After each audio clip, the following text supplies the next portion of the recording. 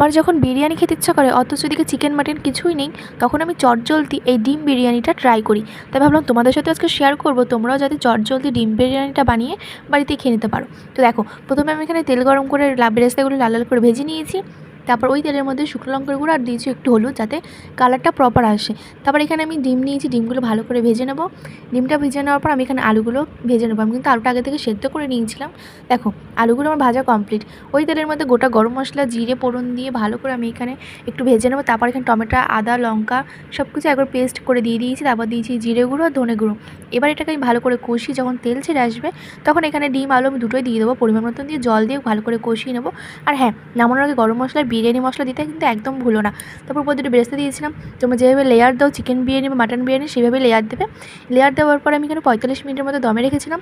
তো তারপর সার্ভ করেছি। কেমন লাগলো ভিডিওটা? আর এরকম ভিডিও দেখতে হলে আমার চ্যানেলটা প্লিজ সাবস্ক্রাইব করে দিও। দেখার জন্য ভিডিওতে টাটা।